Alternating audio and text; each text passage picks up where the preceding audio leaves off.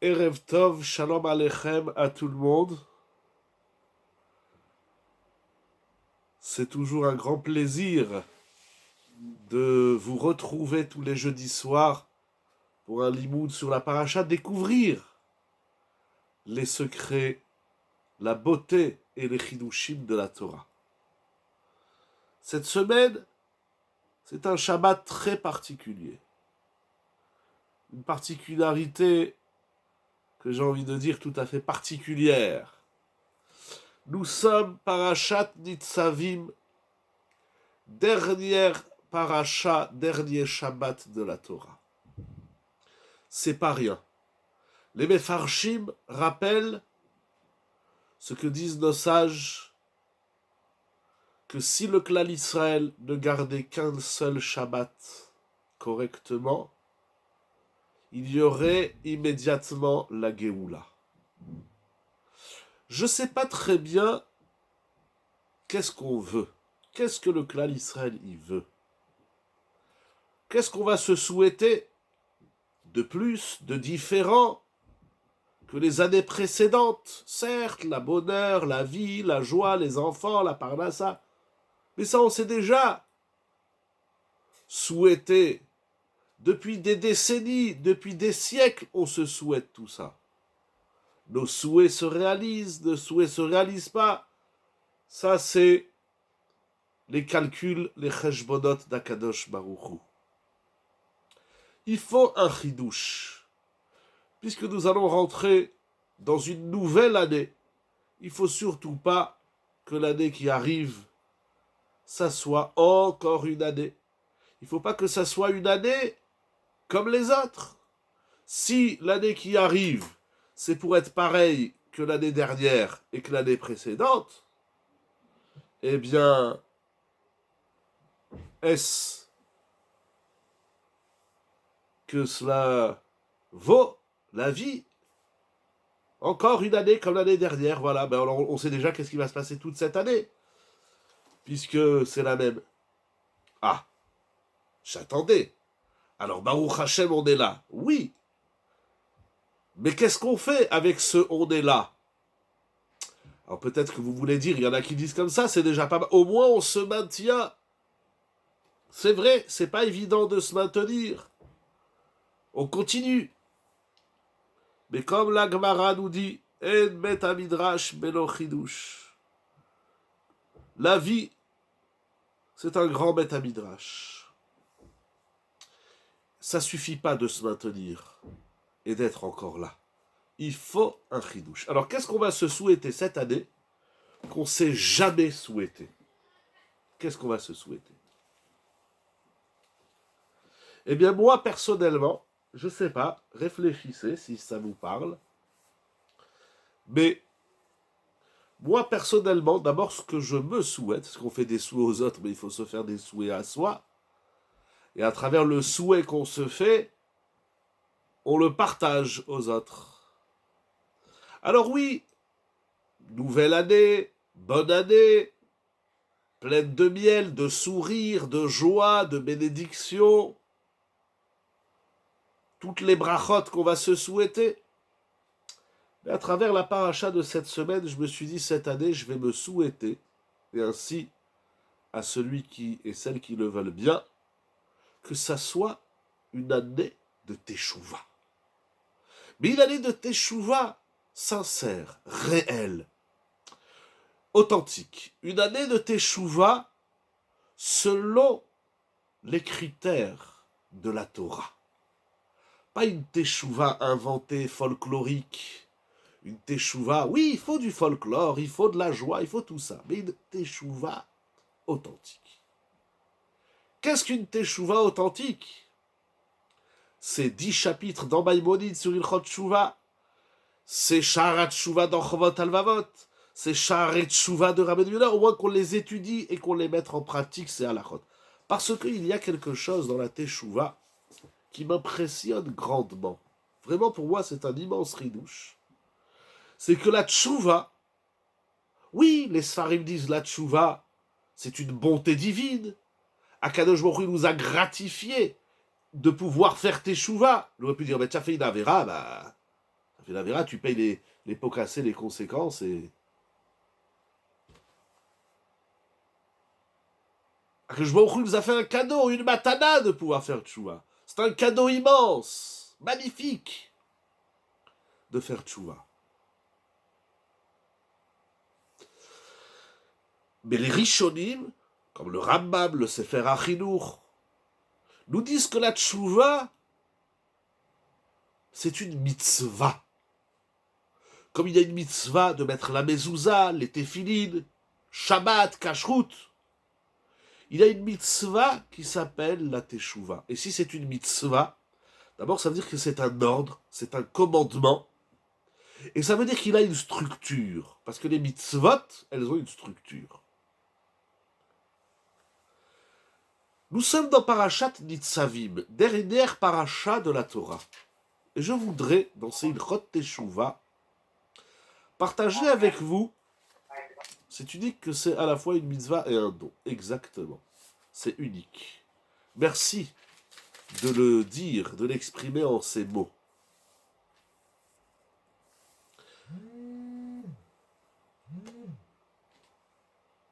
Il y a d'autres mitzvot comme Shabbat qui s'appelle aussi Matana. Ici, les Rishonim ou les Mefarshim, ils emploient plutôt le terme de Chesed. Ah, ça cadre. Parce qu'il y a eu un appel. Est-ce que là, ça marche? Il faut que je bouge un petit peu. Est-ce que là, ça marche mieux? On entend mieux? On voit mieux? Ok. On a Shabbat qui est une matana. Sur la tchouva, j'ai pas vu que c'est une matana. J'ai vu que c'est un chesed. Une bonté d'Hachem. Ça, je le traduis en cadeau. Un chesed. C'est la générosité divine de nous offrir l'ordre de faire teshuva. C'est incroyable. Je voudrais partager avec vous une question. J'aime dire une grande question parce que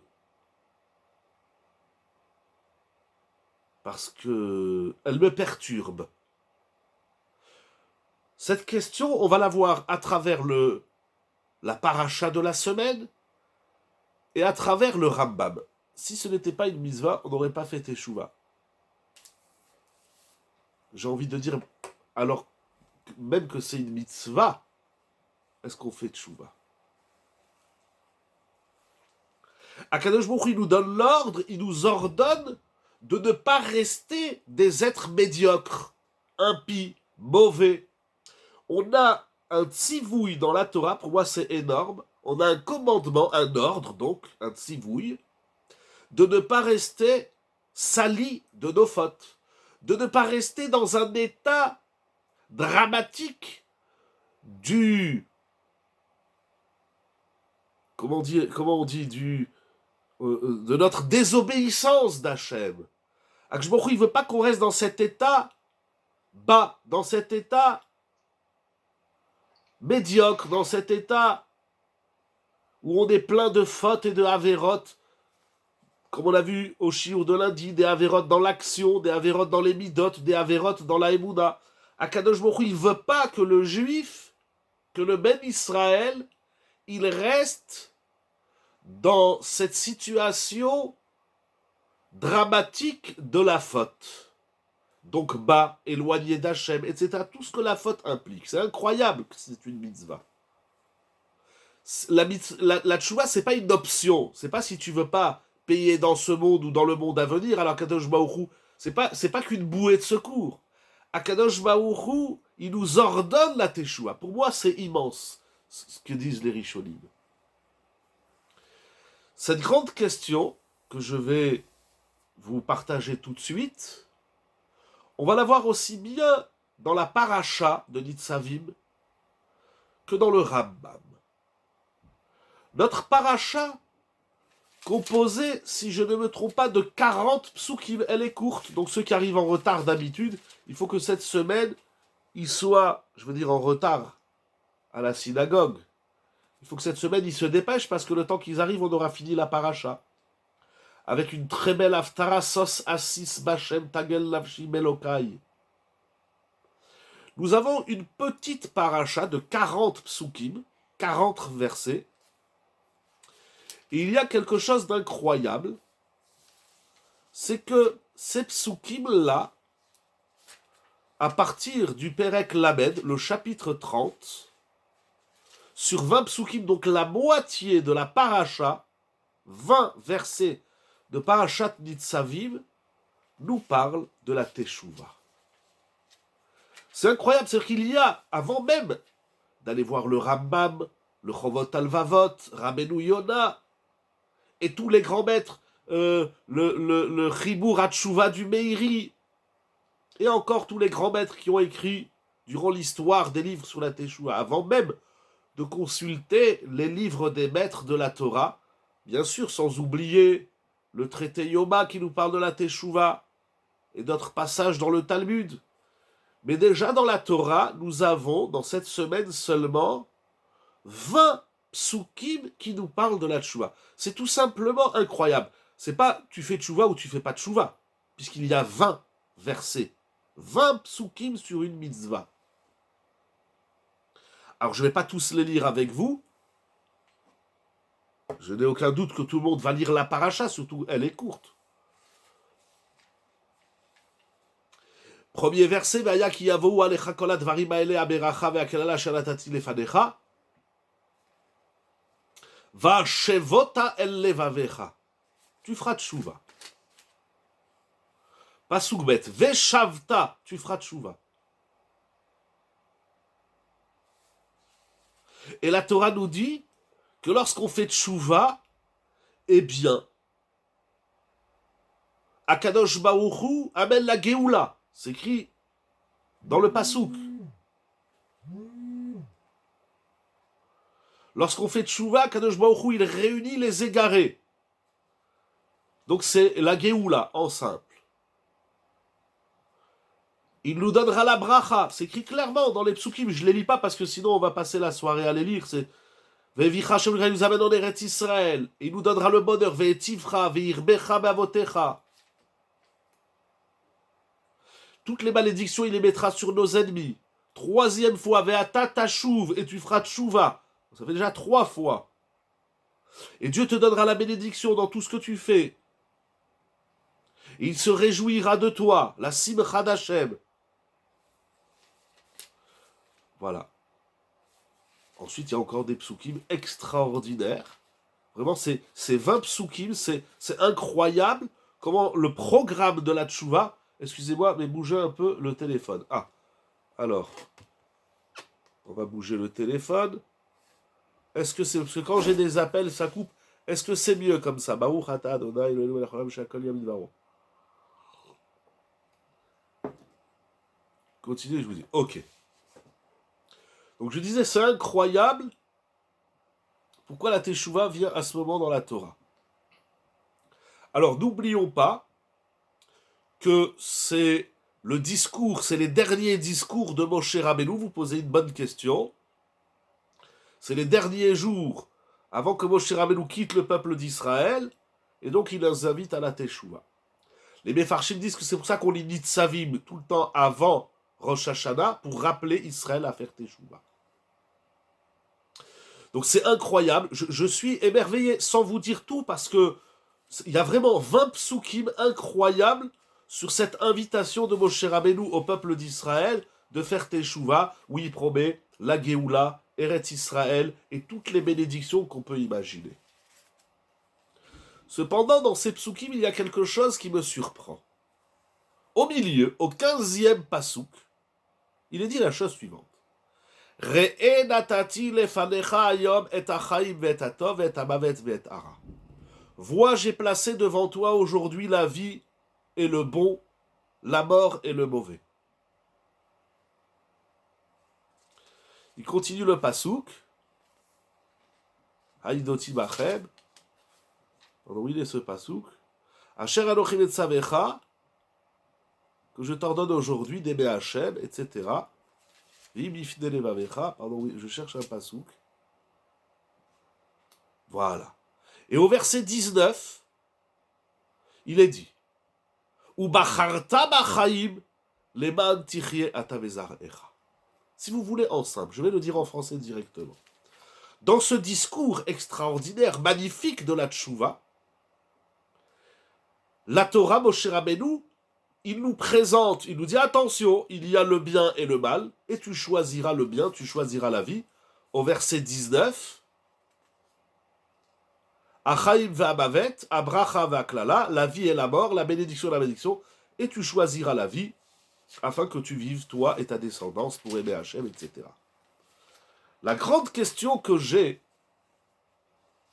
c'est en quoi le libre arbitre, la Bechira ou Bacharta Bachaim, s'inscrit dans le programme de la Tchouva. Alors si c'est pour dire que la Bechira, c'est un outil important, nécessaire pour faire Tchouva, c'est vrai, mais ça ne répond pas du tout à la question, parce que des outils nécessaires pour faire Tchouva, il y en a plein. Il y a l'amour d'Hachem, la crainte d'Hachem, la foi en Dieu, la Emouna. Donc, ma grande question, c'est pourquoi lorsque la Torah nous parle de la Teshuvah, elle nous parle aussi d'un grand principe qui s'appelle la Bechira, qui s'appelle le libre arbitre. Ça, c'est la question que je vais partager avec vous ce soir. Pardon, est-ce qu'on entend mieux? Est-ce que c'est moins saccadé? Avant que je continue. Ok, merci, Todarava. Je compte sur vous, si le son ne passe pas bien, vous me dites. Ça, c'est la question. Est-ce que la question, elle est claire? Je pense qu'elle est claire, elle est très simple. Moshe Rabbeinu invite le peuple d'Israël au programme de la Teshuvah, à ce que je disais au début, à la bonté d'Hachem, au cadeau d'Hachem de faire Teshuvah. Il nous rappelle que faire Teshuvah, c'est recevoir, comme j'aime dire, des cascades de bénédictions qui sont prescrites toutes dans la Torah, dans la paracha de cette semaine. Pourquoi, lorsqu'il parle de la Teshuvah, il nous rappelle un principe fondamental qui s'appelle le libre arbitre? Qu'est-ce que ça vient faire au milieu de la Teshuvah? Qu'est-ce que ça vient faire, la notion du libre arbitre? Encore une fois, si c'est pour nous dire que le libre arbitre, c'est un outil important pour faire Teshuvah, apparemment, ça ne répond pas à la question, puisque les outils nécessaires à la Teshuvah sont nombreux. Alors pourquoi Moshe Rabbeinu, il a choisi de parler de la Bechira? Si vous voulez, ce qui est très intéressant, en très simple, ce qui ressort de ces 20 psukim, c'est que Moshe Rabbeinu, il dit, faites Teshuvah, vous aurez la bracha d'Hachem, et n'oubliez pas, il n'a pas dit n'oubliez pas, mais il leur dit, donc faites Teshuvah, vous aurez la bénédiction d'Hachem, et choisissez le chemin de la Teshuvah. Choisissez le chemin du bien et non le chemin du mal. Qu'est-ce que ça vient faire, ce discours de la Bechira, du libre arbitre? La Bechira, on traduit en français le libre arbitre, le choix qu'on fait dans la vie, les choix qu'on fait dans la vie. Pourquoi Moshe Rabbeinu, lorsqu'il parle de la Teshuvah, il parle de la Bechira? C'est encore un autre dosage difficile. Oui, le libre arbitre, vous voulez dire la Bechira. En vérité, cette question, avant de me la poser dans la paracha, la première fois que je me suis posé cette question, c'est dans le Rambam, dans Maïmonide. Le Rambam, qui a écrit donc 10 chapitres extraordinaires sur la Teshuvah, des halachot, des conseils, des dinim, des sugiot, il a consacré 2 chapitres,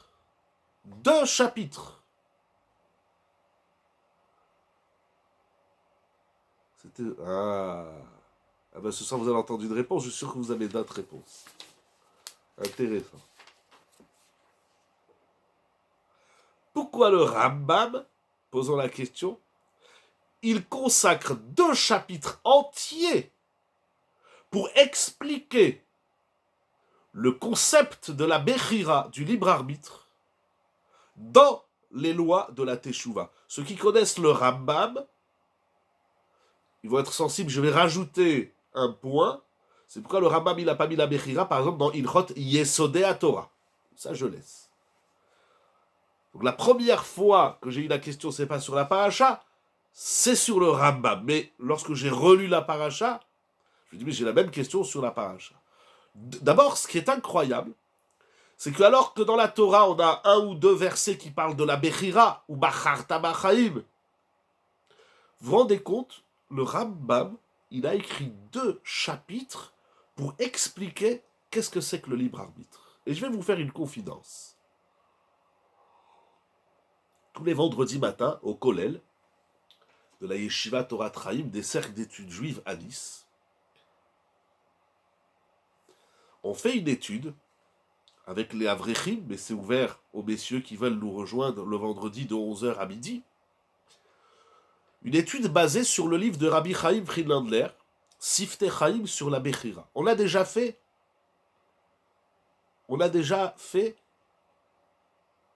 100 cours, 100 shiurim sur la Bechira, sur le libre arbitre.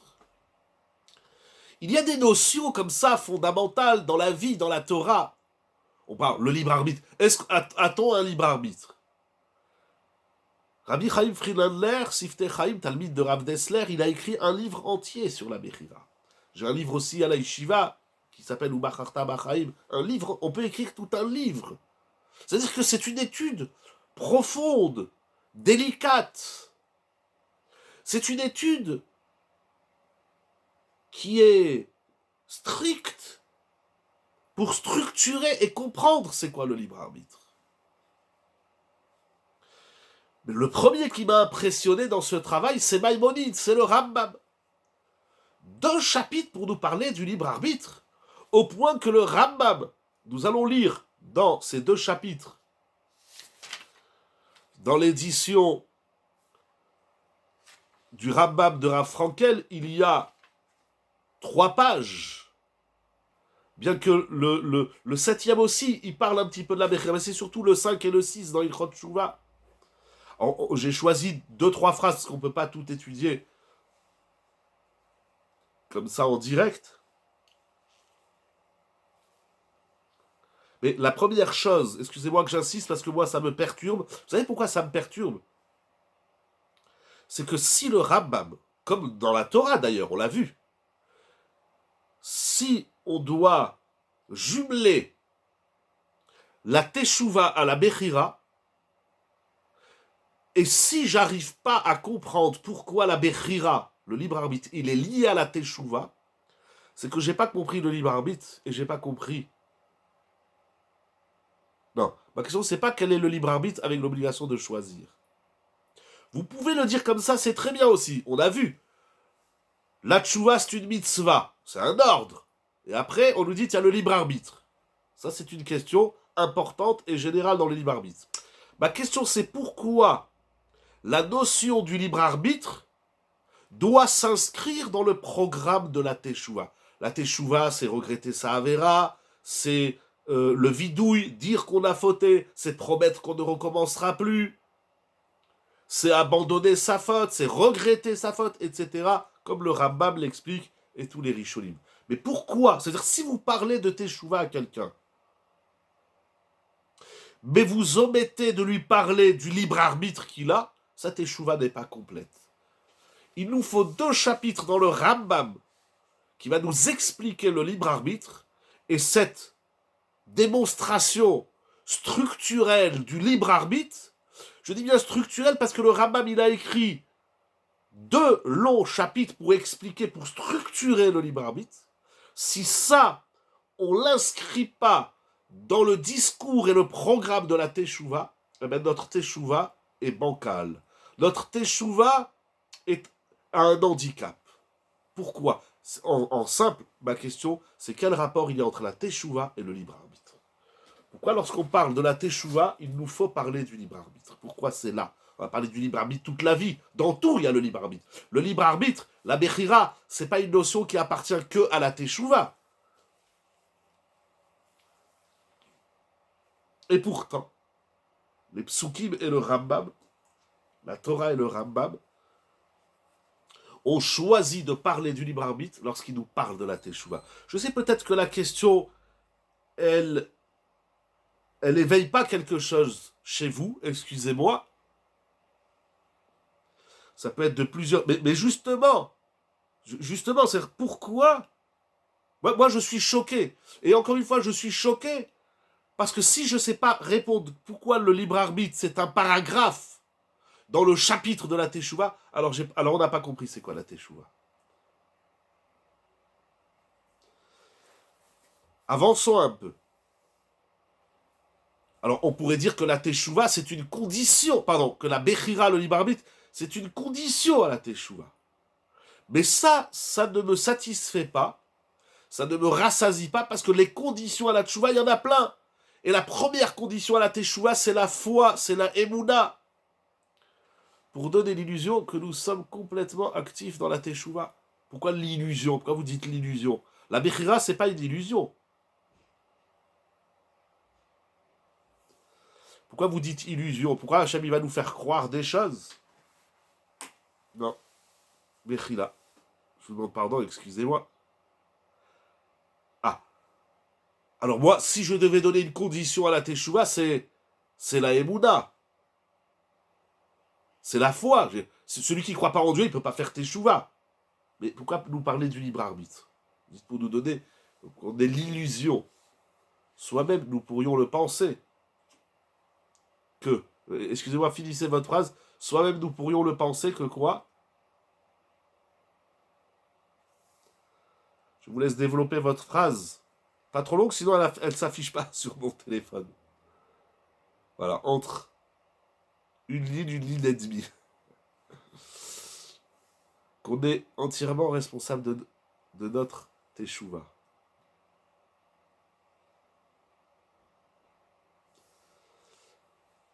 C'est vrai, mais là, encore une fois, vous dites que le libre arbitre, c'est une condition à la Teshuvah.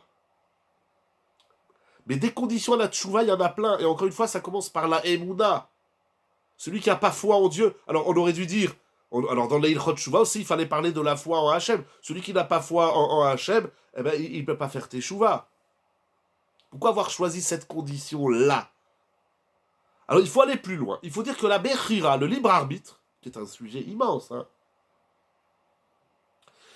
la Bechira, ce n'est pas une condition à la Teshuvah. Nous allons voir que la Bechira, le libre arbitre, déjà associer la Teshuvah au libre arbitre, c'est l'associer à toutes les mitzvot de la Torah. Pourquoi vous dites ça? Pourquoi vous dites que si je lis la Bechira à la Teshuvah, c'est que c'est lié à toute la Torah? La Teshuvah, c'est une des 613 mitzvot de la Torah. En vérité, la Teshuvah n'est pas limitée, c'est vrai. Mais, dans toutes les mitzvot, alors on aurait dû parler de la Bechira. Shabbat, j'ai le libre arbitre, je fais Shabbat ou pas. Si je fais Shabbat, celui qui fait Shabbat, il a la bracha. Celui qui fait pas Shabbat, il aura la klala. Bracha va klala. Chaïv va bavet, atov ve'ara. Mettre les tfilin, c'est aussi la même. Toute la Torah, elle dépend de la Bechira. Alors, si toute la Torah, elle dépend de la Bechira, pourquoi on parle de la Bechira que dans une mitzvah qui s'appelle la Teshuvah? Alors, c'est vrai, parce que la Teshuvah, ça touche toutes les mitzvot. Mais avant que la Teshuvah touche toutes les mitzvot, c'est une mitzvah en soi. Alors, plutôt que de dire que la Bechira est une condition à la Teshuvah, il me semble, et on va le voir dans le Rambam, le libre arbitre est intrinsèque à la Teshuvah. Pourquoi? Voilà, on y arrive. Voilà. C'est-à-dire quoi que la Bechira... Excusez-moi, je travaille avec vous, parce que c'est une question, ça fait des années que j'ai cette question. Depuis ma bar mitzvah, j'ai cette question. Et depuis ma bar mitzvah, je me retiens d'en parler parce que j'ai pas de ma'alach, donc je réfléchis avec vous, je travaille avec vous. La Bechira, elle est intrinsèque à la Teshuvah, voilà. Alors ça veut dire, allons encore plus loin. Donc c'est pas une condition, la Bechira, c'est pas une condition à la Teshuvah. La Bechira, elle est intrinsèque. C'est ça qu'on voit de la paracha et du Rambam, c'est que c'est complètement lié. C'est un tandem. Quand on parle de Teshuvah, on parle automatiquement de Bechira. Quand on parle de Bechira, on parle de Teshuvah. Donc ça veut dire que la Bechira, elle est la Teshuvah, ce que vous dites intrinsèque. La Bechira, elle est intrinsèque à la Teshuvah. Pourquoi? Comment? Alors je vais lire avec vous quelques phrases dans le Rambam, dans Maïmonide, et ensuite on ira voir une phrase que j'ai beaucoup aimée dans le Messilat Yesharim. Alors, il y a dans les remarques que vous avez faites, il y en a qui vont être contents. Alors, je vais un peu tricher parce que je vais lire d'abord la 3e halakha du 5e chapitre, et après je vais revenir à la première. Le Rambam écrit, 5e chapitre, 3e halakha de Ilchot Teshuva. Ve'ikarze, ikarze. La Bechira, le libre arbitre, ça s'appelle un ikar, un principe fondamental, une racine. Donc la Bechira, le libre arbitre, ikar gadol ou, c'est un grand principe, ve'u amud atorah ve'a mitzvah, sur lequel, sur ce grand principe, repose ou tient à Obed, Amoud, il est le Amoud, le pilier sur lequel est posée toute la Torah et toutes les mitzvot. Donc déjà, il nous dit bien que la Bechira, c'est pas réservé à la Tchouva, ça englobe toute la Torah entière. Si tu fais pas Shabbat, c'est pas parce que X ou Y chose, c'est pas parce que tu es né dans une famille ou dans une autre famille, c'est ton choix. Si tu manges kasher ou pas, c'est ton choix. Si tu pratiques les lois de Taharat HaMishpacha, c'est ton choix, etc. etc. Si tu étudies la Torah ou non, si tu fais la prière Béminiane ou non, tout ce que tu fais dans la Torah et dans les mitzvot repose sur un hamoud, un pilier qui s'appelle la Bechira. Incroyable. Shenemar, comme il est dit,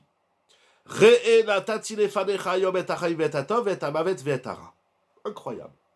Vois, j'ai placé devant toi la vie et le bon, la mort et le mal. Urtiv, et il est écrit un autre verset, Re'e anochi noten lifnechem hayom beracha uklala. Vois, j'ai placé devant vous la bénédiction et la malédiction. Quel omar, qu'est-ce qu'ils nous disent ces deux versets? She'areshut beyetrem. Vekol sheyachpotz ha'adam la'asot b'maaseh bnei adam, ose ben tovim ben raim. Incroyable. C'est-à-dire que tout ce qu'on fait, de bon ou de pas bon, toutes les actions de l'homme, b'maaseh bnei adam, qu'elles soient des bonnes actions ou des mauvaises actions, tout dépend de l'homme. Donc le Rambam nous dit toute la Torah et toutes les mitzvot dépendent de la Bechira, mais également tout ce qu'on fait de bon ou de pas bon dans la vie, c'est notre libre arbitre. Rien ne peut nous dédouaner de nos choix que nous opérons dans la vie. On ne peut pas dire c'est à cause de mes parents, c'est à cause de la société. Il n'y a pas de circonstances atténuantes. À moins, chasvé shalom, d'être un choté, c'est-à-dire d'être une personne qui n'a pas de conscience parce qu'elle est malade, aliénée mentale dans le sens médical, scientifique du terme. Mais de dire t'es complètement fou, tu fais des bêtises, ça nous disculpe en rien du tout. Ça n'allège pas nos erreurs, voire même ça peut les aggraver. Un homme qui a bu ivre, il conduit, il dit ben c'était sous l'effet de l'alcool, il reste un meurtrier. Un homme qui fait quelque chose de grave, il dit j'étais sous l'effet des drogues, ça ne s'appelle pas qu'il a perdu sa tête. Ça s'appelle qu'il est deux fois plus fou que n'importe qui. Voilà. En Akboré, le créateur, je ne sais pas pourquoi ici le Rambam, lorsqu'il parle d'Akadosh Baruch Hu dans la Bechira, il appelle le Boré, le créateur. Le créateur ne force en aucun cas les hommes. Il n'a rien décrété, velo gozer alehem. Il ne décrète pas sur eux de faire du bien ou du mal.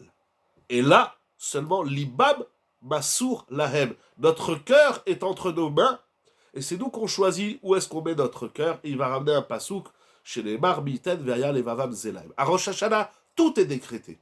Combien d'argent tu vas gagner, Bichlal, si tu vas rester en vie? Comment ça va se passer avec ta femme, avec tes enfants, etc., etc. Tout est décrété. Mais il y a une chose qui n'est pas décrétée, il dit clairement le Rambam. En akbore kofe bnei adam velo gozer alehem.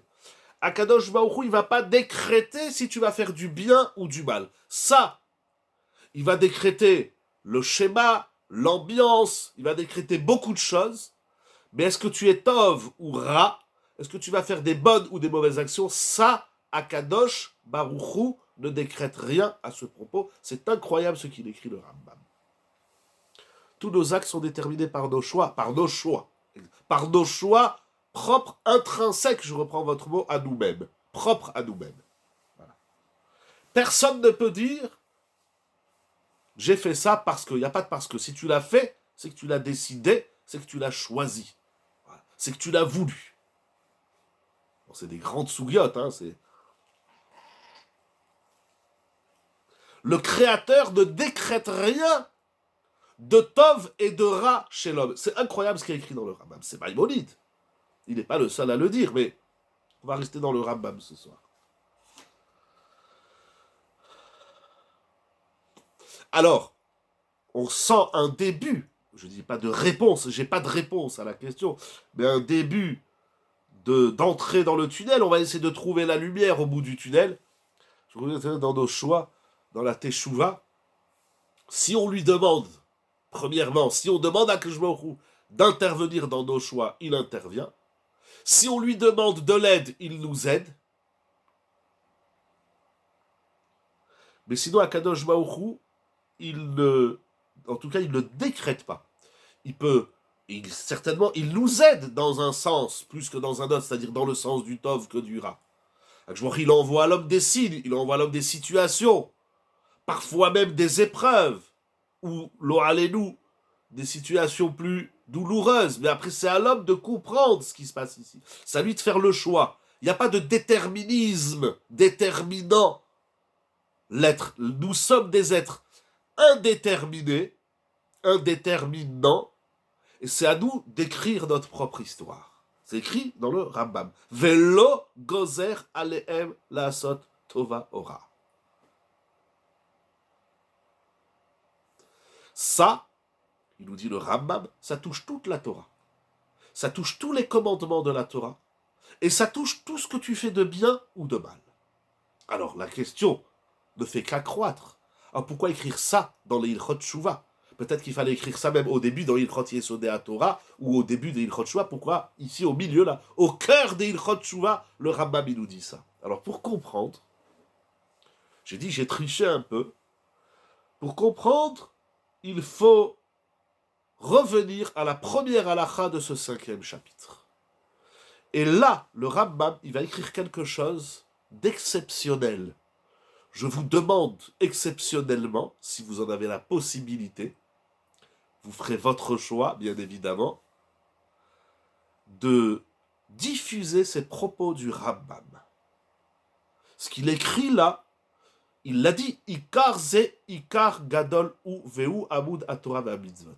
On ne peut pas vivre notre vie d'homme, d'humain, nous allons le voir, de surcroît de Ben Israël, si on ne connaît pas la première halakha du 5e chapitre des Ilchot Shuvah du Rambam. Et là, on va voir un peu la lumière au bout du tunnel. Il écrit le Rambam. Je vais aller vite. Au début, je voudrais surtout montrer un point. Vous savez, le Rambam, c'est comme les Havdil Ben Kodesh Lechol. Le Rambam, c'est comme du chocolat. Tu manges un carreau, c'est un délice. Tu en manges 2, tu vas avoir des caries. Tu en manges 3, tu as une crise de foie. Je dirais même plus, le Rambam, chaque mot du Rambam, c'est une perle. Vous êtes déjà rentré chez un diamantaire. Chaque petite pierre. C'est pas, allez, on prend, et puis à la pelle, on les met dans un sac. C'est pas du riz ou du couscous. Chaque mot du Rambam, c'est une perle précieuse. Alors, il y a beaucoup de choses dans cette première halakha, mais je vais tirer un point, je veux partager avec vous un point des mots du Rambam. Il dit, Maïmonide, Reshut kol adam netunalo, imratsa leatot atzmo. Ah voilà, merci de mettre le texte, Razak Ubaour. Imratsa leatot atzmo lederech tova veliot sadik arshut beyado. Il dit le Rambam, si tu veux, au début je vais dire simplement, on ne peut pas s'arrêter sur chaque perle. Encore une fois, je veux mettre en avant un point, il écrit quelque chose d'immense. Chaque homme peut choisir d'aller dans le bon chemin et de devenir un tzaddik.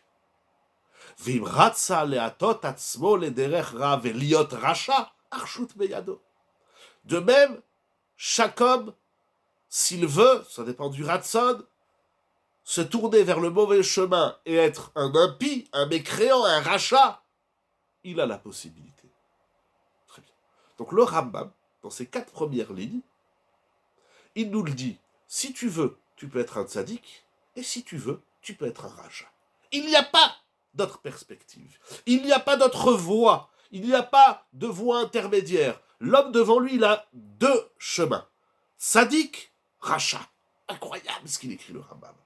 Un juif du dimanche, un juif à moitié, un juif des rayons de grande surface, et dire je prends ce que je veux, je laisse ce que je veux, ça n'existe pas. Il n'y a que deux voies dans la vie d'un ben Israël. Tzaddik ou rachat. C'est-à-dire tout ce que tu fais, tu choisis de le faire comme un tzaddik ou tu choisis de le faire comme un rachat. Excusez-moi, c'est le Rambam Maïmonide, le Rambam Akadosh, comme dira Volbe à la Shalom. C'est peut-être un peu dur, mais on éveille de Rosh Hashanah. Il n'y a pas la Torah comme ça. Ça n'existe pas. Il n'y a pas la vie, voilà, je fais un peu comme ça, un peu. Alors pourquoi il y a 3 livres ouverts? Je ne sais pas. Moi, je parle que du livre des tzadikim. Bien sûr, il y a le livre des Bénonim, le Rambam, il en parle. C'est la Gemara dans Rosh Hashanah. Le Rambam, il en parle aussi. Mais dans la Bechira, il n'y a pas 3 livres. Les 3 livres, pour répondre partiellement à votre question, les 3 livres, ils existent dans le Din. Akadosh Baruch Hu, il a 3 livres. Mais nous, humains, on en a 2. Il y a 2 tomes pour les hommes et 3 pour Akadosh Baruch Hu. Surtout sans oublier que les 3 livres, c'est éventuellement entre Rosh Hashanah et Kippour. Mais après, parce que les Benoulim, ils sont Tlouim Veomdim, ils sont en suspens jusqu'à Kippour. C'est temporaire, exactement. Très bien. Vous vous rendez compte ce qu'il écrit sur le Rambam? Tout ce que tu fais une bracha, tu fais une tfila, tu fais Shabbat, tu manges kasher. Il y a 2 façons de le faire. Ou tu fais la Torah comme un tzaddik, ou tu fais la Torah comme un rachat. Mais là, c'est pas où tu fais la Torah ou tu fais pas la Torah. C'est où tu fais les choses comme un tzaddik, ou tu fais les choses comme un rachat. C'est incroyable ce qu'il écrit le Rambam. Et qui va décider de ce choix d'être tzaddik ou rachat? C'est toi-même. Ni ton père, ni ta mère, ni ta sœur, ni ta grand-mère, ni la société, ni même Akadosh Baruch Hu, il a décrété sur toi que tu vas être un tzaddik ou que tu vas être un rachat. Le seul décisionnaire du choix emprunté dans la vie entre tzaddik et rachat, c'est toi. Enfin, c'est moi. Je me parle à moi, pardon. Quand je dis c'est toi, je ne me parle qu'à moi. Très bien. C'est immense, c'est énorme, ce qu'il écrit le Rambam. Encore une fois, il n'est pas le seul, mais il est clair dans ses halachot. Ce qui me choque, et excusez-moi, je parle comme ça du cœur ce soir, ce qui me surprend grandement, c'est la suite que nous allons lire. Pourquoi? Parce que le Rambam, il écrit quelque chose d'incroyable. Parce que je balance, c'est comme un acquis. Si le Rambam, il a écrit 3 pages dans l'édition Frankel, 2 chapitres sur ça, il y a des hommes sur Terre qui ne croient pas au libre arbitre. Qu'ils soient des philosophes, qu'ils soient des hommes de religion, qu'ils soient des goïms, qu'ils soient des juifs. Il y a des gens qui pensent que la vie, elle est écrite. Et eux, ils ne sont que des pions, des marionnettes. Et ils n'ont rien à faire sur Terre, si ce n'est que d'obéir à une conscience. Tout ça, c'est du vent. Tout ça, c'est de la clownerie. Dans la Torah, c'est pas comme ça. Chaque instant de ta vie, tu peux choisir d'être un tzaddik ou d'être un rachat. Quel que soit ton âge, quelles que soient tes caractéristiques d'être physique, mental, psychologique, ce que tu es. Parce que le Rambam, il écrit un Réchout Kol Adam. La Bechira, c'est pas donné que aux tzadikim ou qu'aux Rechaim. La Bechira, elle est donnée à Kol Adam, à tout homme. Tout le monde, sans exception. D'où et pourquoi le Rambam il dit ça? Eh bien parce que moi, si j'étais le Rambam, heureusement je ne suis pas le Rambam, mais si j'aurais dit, comme c'est écrit dans la paracha de Nitzavim, ou Bacharta Bachaim, pas du tout. Ou, si vous n'avez pas encore... Et à toutes les composantes de l'homme. Toutes les composantes de l'homme, si je n'ai pas été assez clair, mais rajouter, etc., et à toutes les composantes de l'homme. C'est ça. Tout homme et tout l'homme dans ce qu'il est. Ce que tu entends, ce que tu vois, ce que tu sens, ce que tu parles, ce que tu manges, etc. Très bien. D'où le Rambam, il sait qu'on a un libre arbitre. Peut-être qu'on n'a pas de libre arbitre. Eh bien, moi, j'aurais dit d'où il sait, parce que c'est écrit dans Parashat Nitzavim. Nous avons lu le Passouk, ou Bacharta Bachim. Tu choisiras la vie. C'est écrit dans la Torah. Non. Le Rambam, il nous dit, Morav et Rabotai, on ne sait pas lire le Chumash. Où la première fois, la Torah nous parle du libre arbitre. Eh bien, ce n'est pas dans Nitzavim. Il dit le Rambam. Hu shekatuv batorah. Je vais essayer de dire. C'est dans Bereshit, chapitre 3, verset 22. Dans Bereshit, chapitre 3, la Torah, elle a parlé dès son début du libre arbitre. Et qu'est-ce qu'elle a dit? Hen adam aya kehad mimenu lada'at tov vara. Et regardez ce qu'il écrit. Kelomar, vous verrez là-bas le pasouk. Je me suis refusé de le prendre avec moi, sinon on va passer la nuit. Donc j'ai le Chumash un peu plus loin, mais on est dans le Rambam ce soir. Hen minze, cette espèce-là humaine, shel Adam, aya echad ba'olam ve'en min sheli domelo beze העניין שיהו בעצמו, בדעתו ובמחשבתו יודע הטוב והרע ועושה כל מה שהוא חפץ ואין לו מי שיעכב על ידו מלעשות הטוב או הרע וכיוון שכן הוא פן ישלח. Il dit le Rambam quelque chose d'incroyable. Au chapitre 3, verset 22, on a dit, hein, c'est ça, au chapitre 3, verset 22 du livre de Bereshit, la Torah, elle nous dit, l'homme, il a quelque chose de particulier qu'aucune autre créature, quelle qu'elle soit, animale, angélique, etc., aucune autre créature n'a ce que l'homme a. Quelle est la différence, je traduis ainsi, entre les humains et toutes les autres créatures, les végétaux, les anges, les animaux, etc., etc., etc. Quelle est la caractéristique de l'homme? Comment on définit un homme? Qu'est-ce qu'un homme? Ce n'est pas un chiour de philosophie, je ne suis pas philosophe. J'aime la philosophie. Ce n'est pas un chiour de psychologie, je ne suis pas psychologue. J'aime la psychologie. C'est un chiour de Torah, on étudie ensemble un Rambam. Comment se définit l'être humain? Je vais certainement pas dire qu'un homme, c'est un être qui mange. Les animaux aussi mangent. Je vais pas dire que l'homme, c'est un être qui se rapproche de Dieu. Les anges aussi se rapprochent de Dieu. Peut-être même les animaux aussi, les végétaux. Si je dois dire un mot, il dit le Rambam, un être qui pense. Un être qui pense. Est-ce que nous sommes qui parle? Alors pourquoi le Rambam ne dit pas ça? Qui choisit. Voilà. Et le Rambam, il va dire ce que vous avez dit, mais il va réunir tous ces verbes. Pardon, je l'ai dit qu'en hébreu. Il dit le Rambam, bien sûr on pense, bedato ou bemarshavato. On est des êtres pensants. Mais à quoi ça sert la pensée? C'est un autre volet, donc je vais le dire très vite. Mais le Rambam, il va introduire le da'at et la marshava, la conscience et la pensée, la réflexion, le réflexionnisme, etc., dans la définition de ce point-là qui distingue l'être humain de toutes les autres créatures qui ne se trouvent que chez l'homme, c'est la Bechira. C'est tout simplement ce qu'écrit le Rambam, c'est tout simplement incroyable. C'est le pshat qui donne dans le Passouk Bereshit, chapitre 3, verset 22. En somme, le Rambam écrit que la Bechira, c'est ça qui nous distingue de toutes les autres créatures. C'est celui qui ne croit pas à la Bechira, dit moi ma vie elle est tracée, mes parents ils l'ont tracée comme ça, la société, Dieu, il dit là t'es plus un homme. T'es un arbre, t'es une vache, peut-être t'es un malach, on ne sait pas lequel, le Satan ou un autre malach. T'es pas un homme. Tu existes en tant qu'être humain et tu es un homme. Dans le concept fondamental de la Torah, de la vie, du libre arbitre. Là où tu ne choisis pas, c'est pas que tu es un rachat, c'est que tu n'es plus un homme.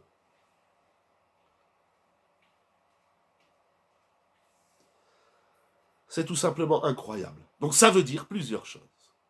Ça veut dire que pour pouvoir faire tchouva, parce que ça c'est écrit dans les lois de la tchouva, il faut d'abord, est-ce que c'est un concept uniquement positif?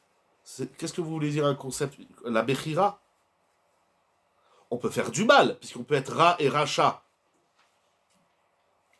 Après, on peut, si c'est votre question, ok, on peut se poser la question pourquoi Kadosh Baruch Hu ne nous a pas fait sans qu'on ait le libre arbitre. C'est des grands débats. Pour faire tchouva, il faut être, exactement. J'ai envie de dire, pour faire tchouva, il faut être soi. Il faut être un humain. La tchouva, ça commence par être un homme. La vache aussi, elle est ce qu'elle est. Le rosier aussi, il est ce... Ça suffit pas d'être, pardon. Pour faire tchouva, il faut pas... Ça suffit pas, non. Le téléphone, il est. Tout est. Tout est Metsiout, dit le Rambam. Les Nimtsaïm, dit le Maharal aussi. Non. Il faut prendre conscience qu'on est un humain. Et que c'est la seule chose, c'est incroyable, que quand la Torah, elle dit, je veux dire, en tant qu'être humain, un être dans toute sa définition humaine. Ok, voilà. Mais il faut le dire, il faut le dire. Ce soir, il faut dire les choses claires. Celui qui ne prend pas conscience de la Bechira, il ne peut pas faire tchouva. Parce que s'il n'a pas la Bechira, d'abord, il ne va pas faire tchouva. Mais pas seulement en termes de conditions. Si tu ne crois pas à la Bechira, tu ne vas pas faire tchouva. Moi, je suis un rachat, je suis né dans une famille rachat. Pas seulement ça. On ne peut pas penser en animal. Il y a des gens qui pensent en animal.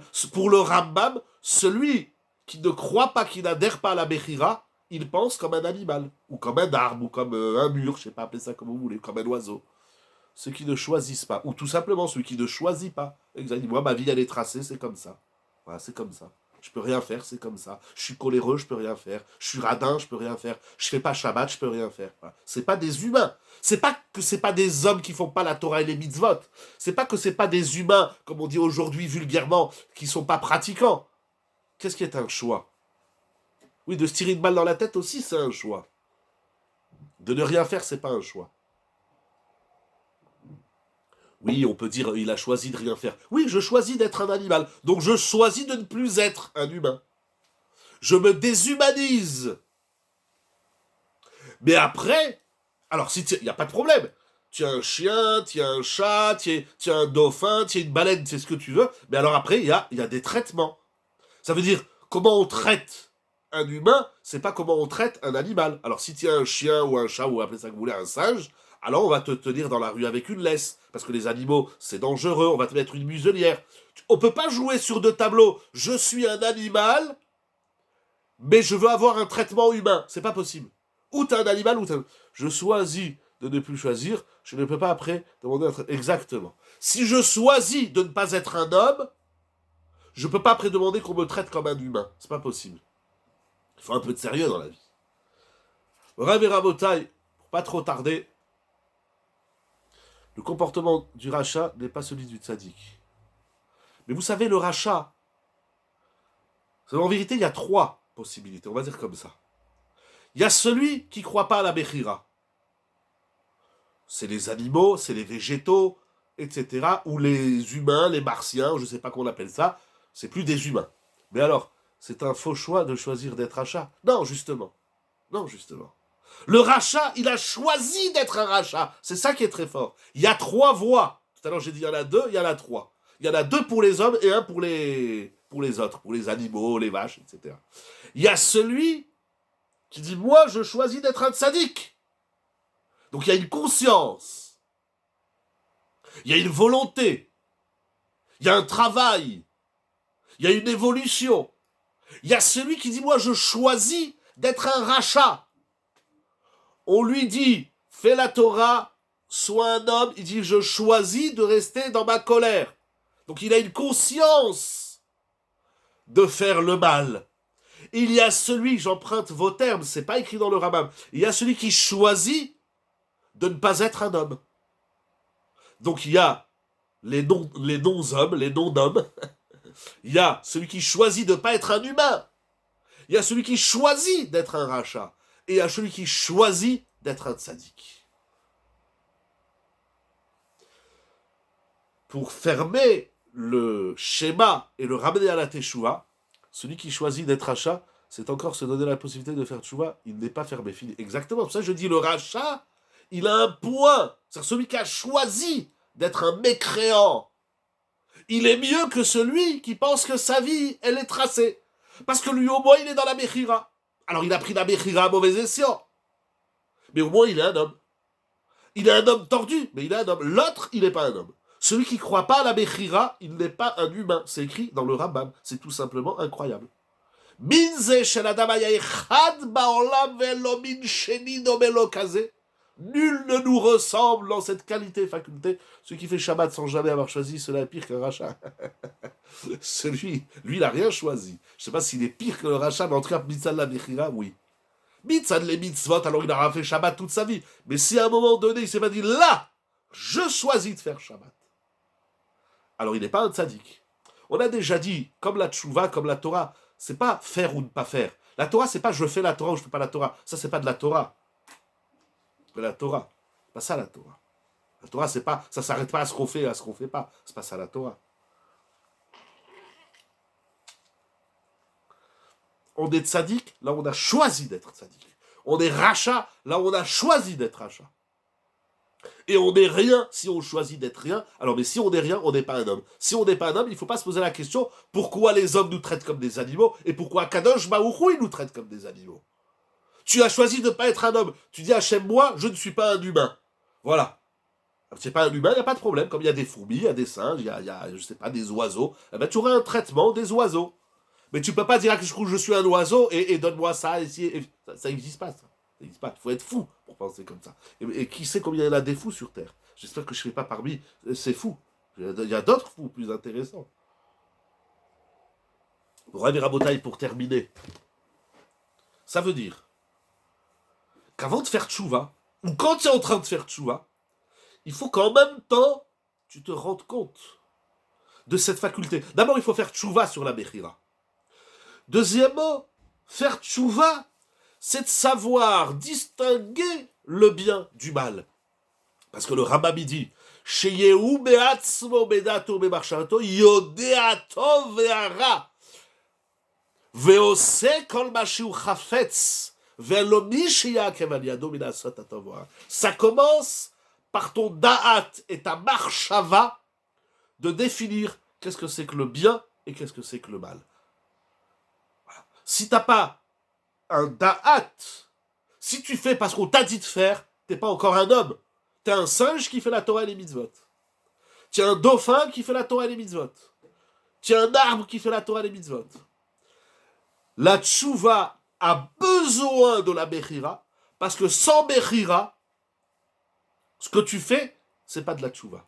Et la tchouva commence par cette faculté de distinguer Yodea Tov Ve'ara. C'est la conscience du bien et la conscience du mal. Et en vertu de cette définition du Tov et du Ra, tu vas agir selon ta Bechira pour faire le Tov et le Ra, ou le Ra, et personne et rien ve'elomi chez Yaakov Aliado Milasot Atov. Donc ça veut dire que la tchouva, ça commence par entendre, par être un homme. Voilà. Déjà, soyons des hommes, il nous dit le Rambam. C'est quoi être un homme? C'est d'avoir un da'at et une marshava. Je décortique, je fais un tableau. C'est quoi être un homme? C'est être un homme, oh, je vais le faire dans l'antithèse, c'est ne pas être ni un animal, ni un ange, ni un végétal, etc. C'est d'être un homme. Qu'est-ce qu'un homme? C'est d'avoir la faculté intelligente, intelligible, intellectuelle, où est le libre arbitre dans l'accomplissement de la volonté d'Akadosh Baruch Hu. Mais je choisis de faire la Torah des mitzvot. Ou je choisis de ne pas faire la Torah des mitzvot. Ou je choisis d'être rien du tout dans ma vie, d'être un canapé ou une plante. Donc ça commence par dire, tiens, je suis un homme. La tchouva, ça commence par, tiens, je suis un homme. Et c'est quoi être un homme? C'est pas avoir des poils qui sortent de la chemise avec un gros rail. C'est pas ça être un homme. C'est pas être poli. Les animaux aussi sont polis. Il y en a, ils sont polis. Les chiens, ils sont pas polis. Les oiseaux aussi, ils sont pas polis. Il y a des animaux qui sont très polis. Ils vont pas vous faire caca sur la gueule. Donc c'est quoi être un homme? Être un homme, c'est prendre conscience qu'on n'est pas autre chose qu'un humain. Et c'est quoi un humain? Yodea bedato, sheyemu beatzmo bedato bemarshavo yodea tovera. C'est de savoir distinguer le bien du mal. Quand quelqu'un il fait quelque chose de mal, on lui dit, tu sais, tu es en train de faire quelque chose de mal. Il dit, oui, je sais. Ben, pourquoi tu le fais? Ou tu t'en fous. Donc t'es pas un homme. Donc je peux mettre des baffes, et puis si après le bon Dieu il t'envoie sur la tête à le Dama le Covid, ne te pose pas de questions. C'est pas un homme, Birlal. Ou alors il dit, j'ai choisi d'être un rachat. Ok, alors tu auras le traitement du rachat. Il y a le traitement de ce qui n'est pas des hommes, il y a le traitement du rachat. Ou bien, mais comment on peut dire, je ne comprends pas, j'ai du mal à comprendre. Excusez-moi, je me parle. Je m'énerve parce qu'il reste, on a déjà dépassé le temps, mais on va vraiment terminer. Je m'énerve parce qu'on est avant enchaîné, mais je m'énerve pour moi-même de toutes les façons. Mais comment on peut dire à quelqu'un, ce que tu fais, c'est pas bien. Il dit oui, je sais, mais il le fait quand même. Comment? Ben alors on est fou. Non, on n'est pas fou, on n'est pas des hommes. Il y a celui qui dit, je m'en fous que c'est pas bien. Tu t'en fous, mais après, te poses pas la question pourquoi tu te prends une bagnole en pleine tronche dans la vie. On peut pas se plaindre qu'on a des problèmes dans la vie si on se comporte comme étant des humains qui ne sont plus des humains. Quand une fourmi, elle se fait écraser, on n'écrit pas dans le journal.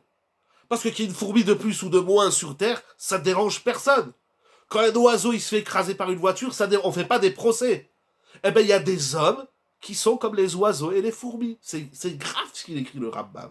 Mais comment on peut dire à quelqu'un ce que tu fais, c'est assourd? Et il dit, oui, je sais. Mais alors, pourquoi tu le fais? Arrête tout de suite!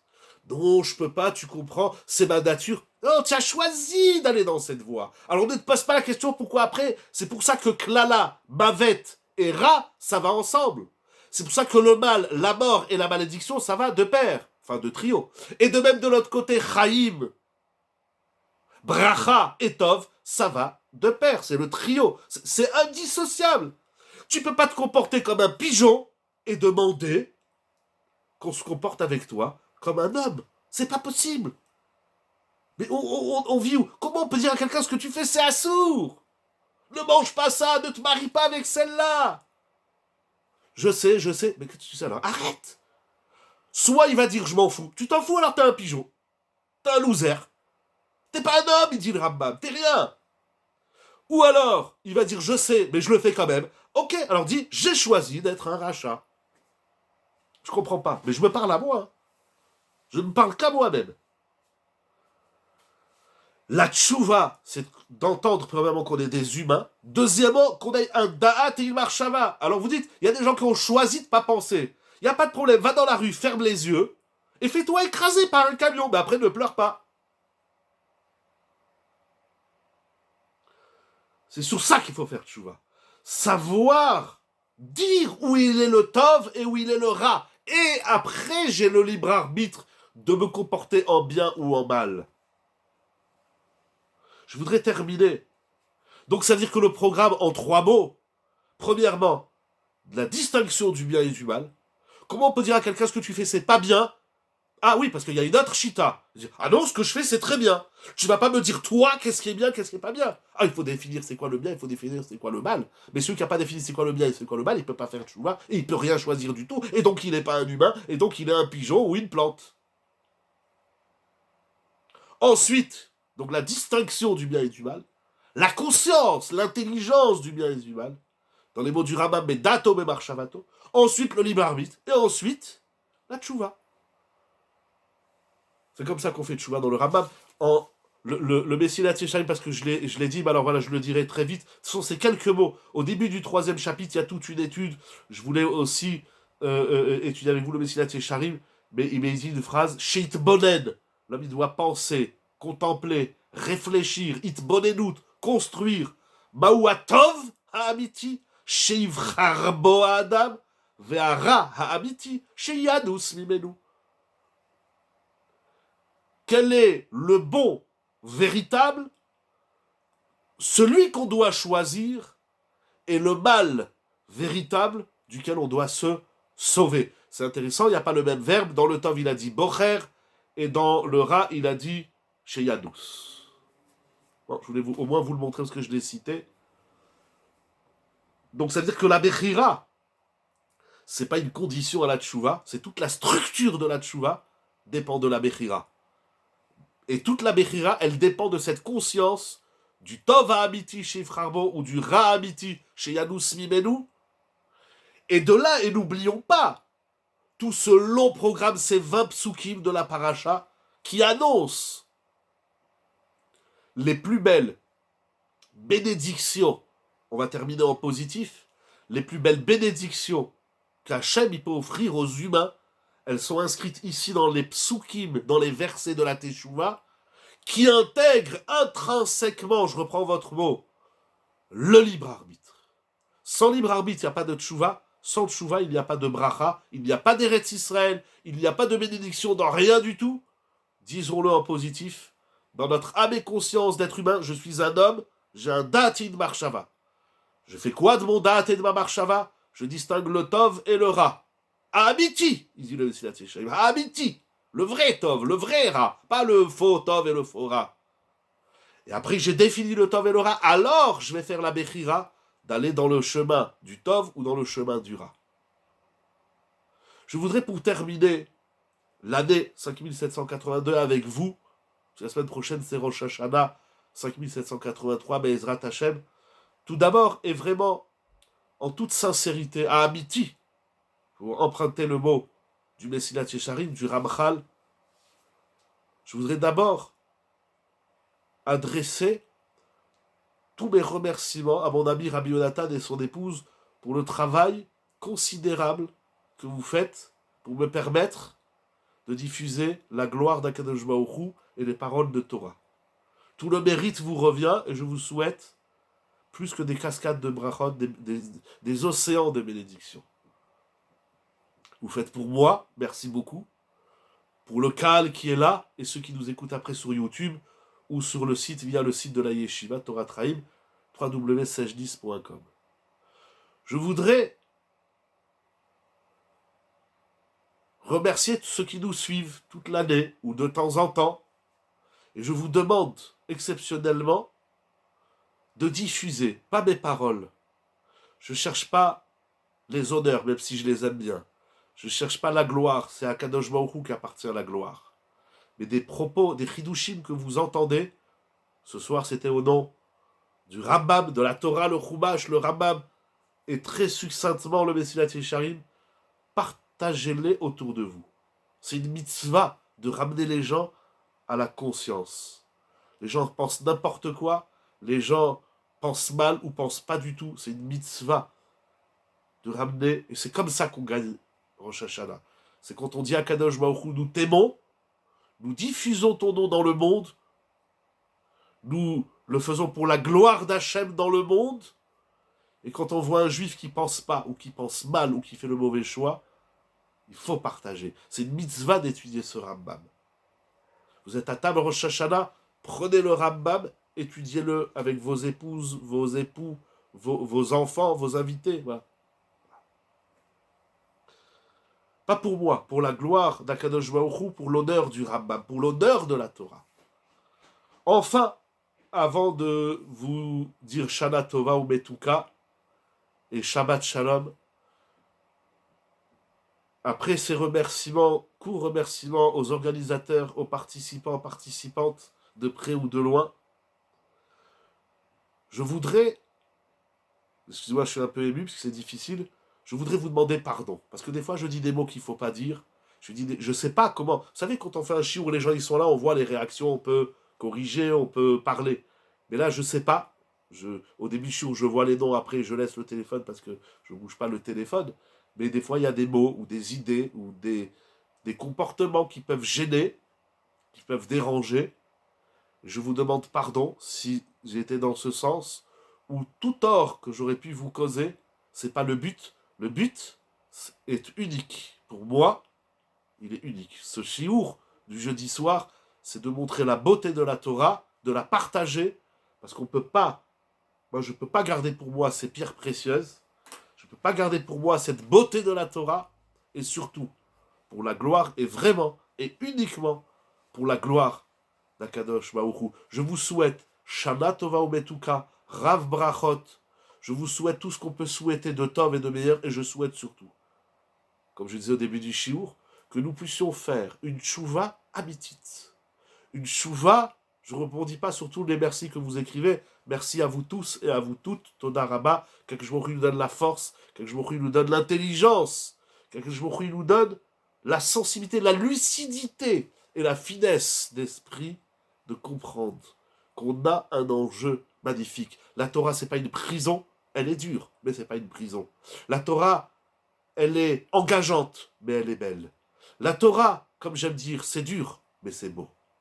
Alors Yehi Ratzon, que nous pratiquions, étudions encore et encore et encore la Torah, ces 20 psukim de Parashat Nitzavim qui nous parlent de la Tchouva, et Yehi Ratzon, que se réalise pour nous, pour moi, pour ma femme, mes enfants, mes petits-enfants et mes Hashem arrière-petits-enfants, la Noul Chol Israël, que se réalise pour vous, vos familles, vos proches et vos loins aussi, il n'y a pas que les proches, il y a aussi les lointains, et pour tout le clan d'Israël et pour le monde entier que se réalisent les psukim de la paracha de cette semaine, à la condition que nous sachions faire une chouva habitit, et alors là on verra la réalisation des plus beaux souhaits qu'Akadosh Baruch Hu nous souhaite, que se réalise en nous et pour le clan d'Israël, pour la gloire d'Hachem, que tous les souhaits d'Hachem, d'Akadosh Baruch Hu, inscrits et prescrits dans la Torah, se réalisent pour nous et pour tout Israël. Tout ça, encore une fois, pour dévoiler le nom d'Akadosh Baruch Hu, la lumière d'Hachem dans le monde.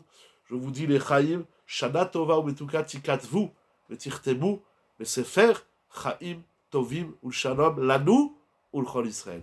Shabbat Shalom ou Mevorach, et je vous dis donc, Be'ezrat Hachem, à l'année prochaine, 5783. Merci pour toutes vos brachot et pour tous vos souhaits, Toda Rabba, et qui se réalisent en vous encore plus, des cascades de bénédictions, de bonheur, de joie, de lumière dans tous les domaines de la vie, matérielle et spirituelle. Shana Tova.